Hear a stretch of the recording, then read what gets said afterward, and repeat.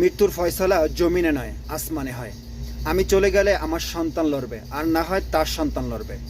শরীফ Osman 4ই September 2025 এই কথাটা বলে, আর আজকে 12ই ডিসেম্বর 2025 এই সময় এসে হাদির উপরে গুলি চালানো হয়েছে। সম্ভবত এখানে গুলি চালানো হয়েছে মাথায়, এই কারণে সাথে সাথে সে জ্ঞান হারা হয়ে গেছে।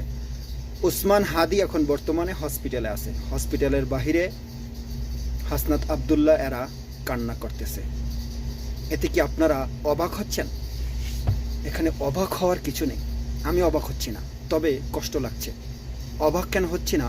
কারণ আমার এই বাংলাদেশে ভালো মানুষের বাত নেই। যেই মানুষ চাঁদাবাজদের বিপক্ষে কথা বলবে, যেই মানুষ দুর্নীতিবাজদের বিপক্ষে কথা বলবে, যেই মানুষ অত্যাচারী মানুষদের বিপক্ষে কথা বলবে, তাদের স্থান আমার এই বাংলার জমিনে হয় না। এটাই বাস্তব।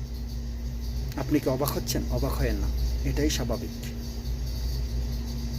ওসমান হাদির উপর যেভাবে আক্রমণ হয়েছে, ঠিক তেমনই জুলাই যেই যোদ্ধারা, তাদের উপরও আক্রমণ হওয়ার সম্ভাবনা রয়েছে।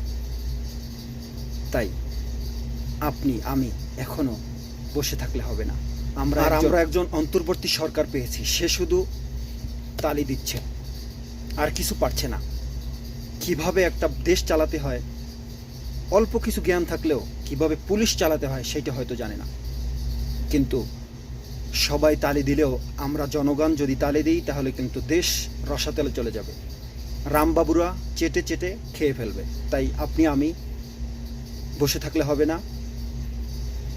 ছাত্রদের সাথে, ওলামা ইকরামদের সাথে একত্র পোষণ করে বাংলাদেশকে এগিয়ে নিয়ে যাওয়ার